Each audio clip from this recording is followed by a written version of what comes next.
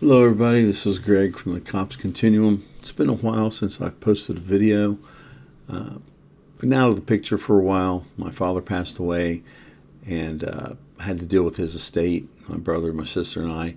And then I had to have a knee replacement, so the recovery in that, I'm still only 2 months into that recovery, but coming up on 3 months. But I wanted to get back into things, and I guess timing is good for that. It's not good for the video that I'm about ready to review, but it's good for the timing for me to get back into the game.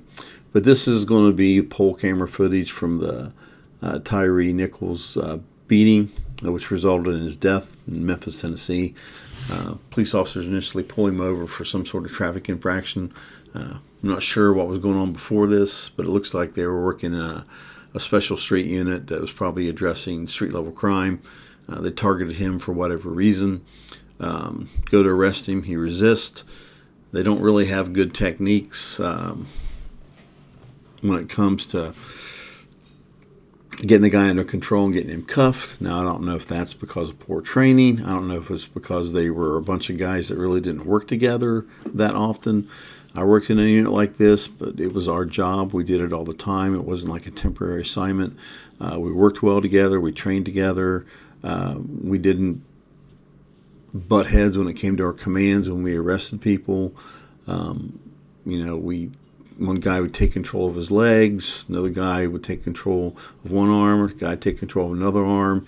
You'd have one guy take control of the head. So we all had our jobs. We worked well together. We knew what we were going to do.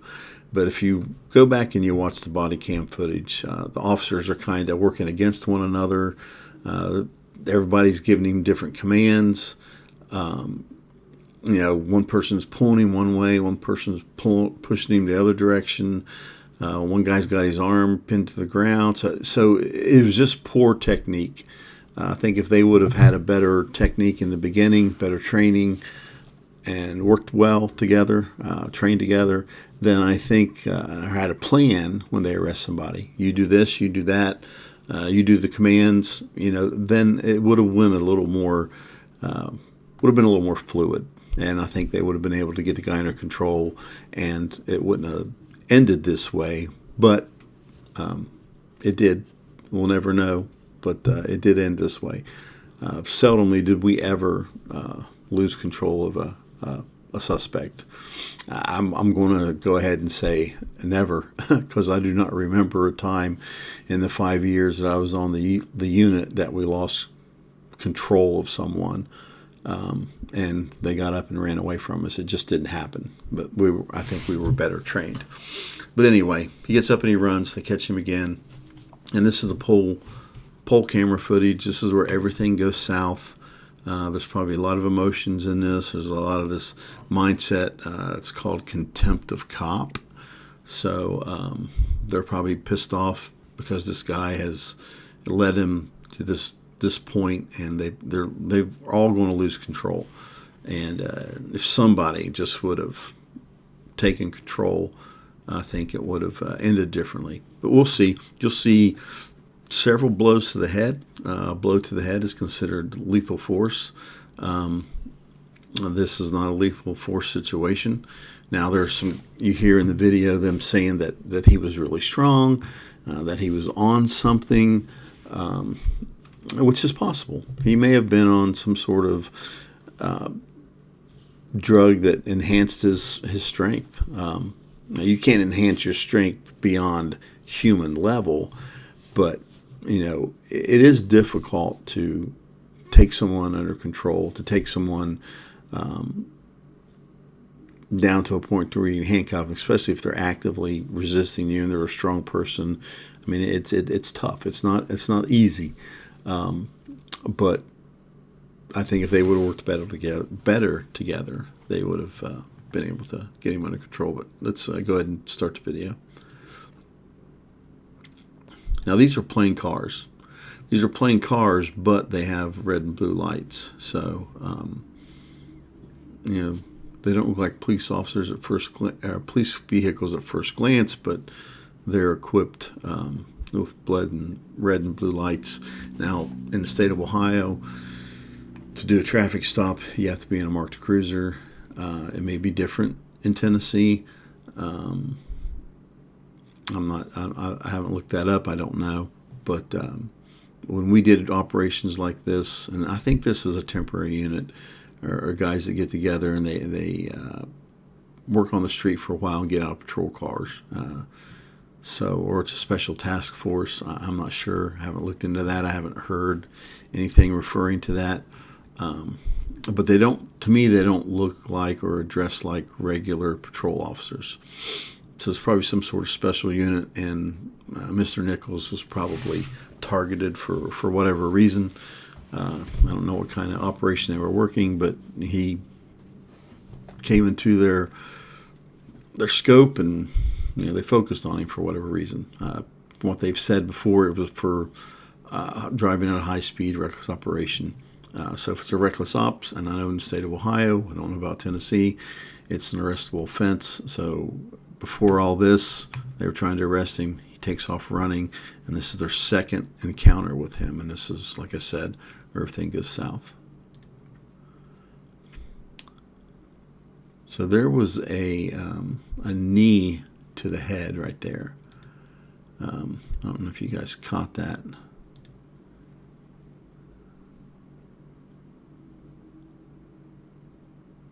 So this guy's trying to wrestle him. He punched him in the head a couple of times. So he's not complying. These two guys are trying to get him under control. And he's still resisting. And this dude kicks him in the face. So that was one. The knee to the head was the first one. And the kick to the face was number two. There's number three. There were a couple punches before that.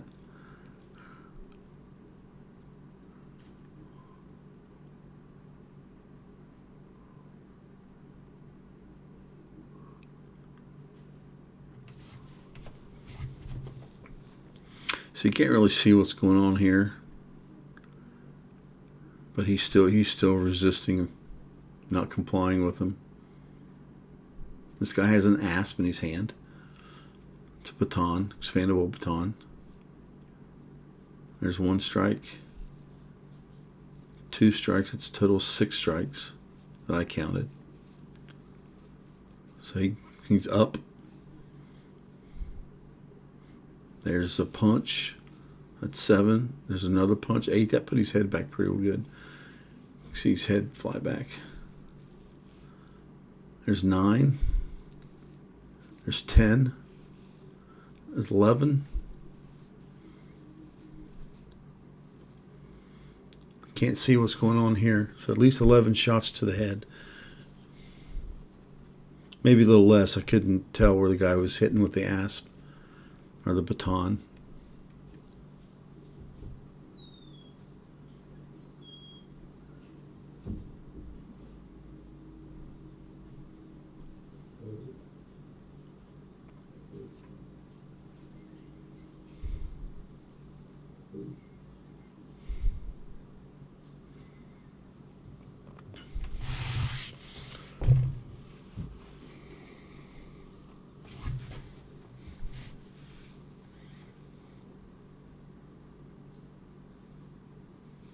There's another kick. Another one.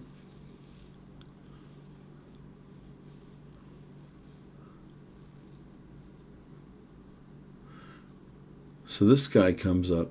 He looks like he might be a sergeant. But he goes to grab his legs. Now, Paul's right here.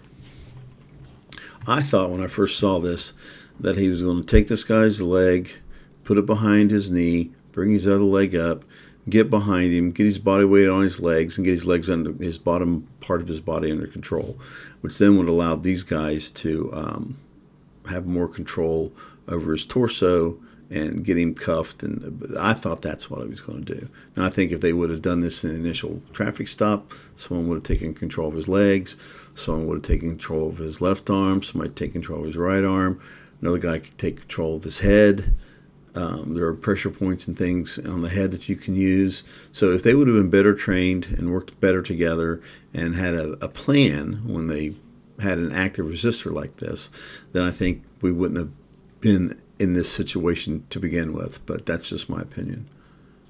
And it's my opinion due to my experience and due to the guys that I worked with in a unit like this. But we were better trained and we worked well together.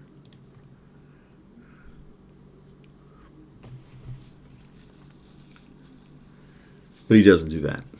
He just kind of haphazardly touches his ankles and he walks away.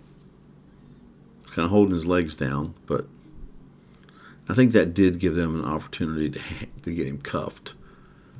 So now they just kind of let him go. But he's already been beaten. These guys are tired. Everybody's like bending over, taking a breath. But this guy right now, Mr. Nicholes, he's in trouble. He's in trouble because he's taken several blows to the head. And we'll kind of stop there. But what you'll see is eventually they'll pick him up, drag him over to the car, lean him up against the car. He keeps wanting to fall over, so he's in trouble right now. His brain's probably swelling from the blows to the head, so he's in distress. And I don't know if these are cop medics, but somebody shows up. They start, administer to him. So we're looking here. It's like 8 or 9 minutes. There he is, leaned up against the car. So how much time goes by until the squad actually shows up?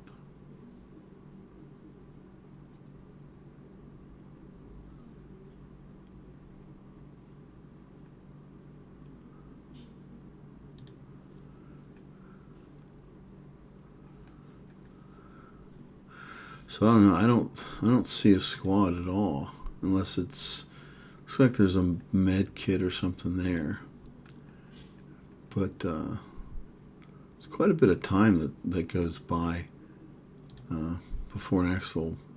That might be a med kit right there. Yeah, these might be medics.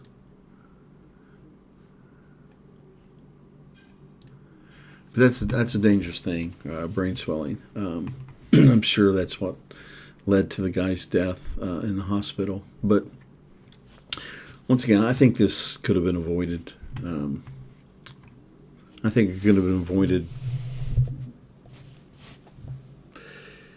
for several reasons. One being, if you would just comply. I'm telling you, I told my kids, if you get pulled over, do exactly what the police officer says.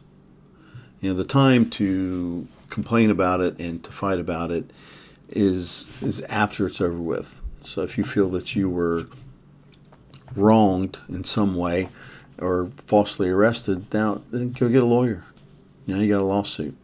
Get some money. Still be alive. These officers, I don't think, were trained very well. I don't think they trained together. I don't think they discussed what they were going to do and had a plan of action when they had an active resistor. I mean, these are things you got to think about when you work in a unit like this. So I think there was poor training there. Their techniques, I doubt very seriously those were approved. I can't think of any technique in any police department where a kick to the head is the preferred method of force. Kick to the head is considered deadly force. Any blow to the head is deadly force. I had a case where a guy got punched one time, dead before he hit the concrete. So blows to the head are very dangerous. I know when I was a kid, and I was getting older, and I was getting, testosterone. I was getting stronger. My dad had a talk with me, sat me down, and said, "Listen, when you get in a fight, if you punch somebody in the head, you can kill them." And that stuck with me for some reason. I only punched someone in the head when there was no other option. And I think I only did it once, and that was not really a punch. It was a knee to the face. So, and it was justified. I was not, the guy tried to file police brutality on me, but it didn't fly because I was justified in what I did. And I only did it once, only hit him one time. So, there's a key to that. When I used to practice and work out, I always practiced with power strokes because I didn't want to hit the person more than once or twice. But most of the time, I was big enough, strong enough that I could overpower him, get under control. Like I said, on the team I was on, we worked well together. One person would take control, give commands. One person would be giving verbal commands. One person would be in charge of getting his body under control, telling this person, take that arm, take control of his legs. So we trained and we worked together. So we had a plan. But that's my critique. It's unfortunate that it ended this way. Now you've got, I think it was either 5 or 6 officers that are facing criminal charges for homicide. They're definitely going to lose their jobs, and they may go to jail. So, appreciate you watching. If you like my videos, please click like, make comments. That helps with the algorithms. Trying to get to where I can do at least one video a week, maybe more. But I appreciate your time. Make comments and like and subscribe, and maybe you'll get. If I do my bit, you'll get one video a week. So thanks, and God bless, and have a good night.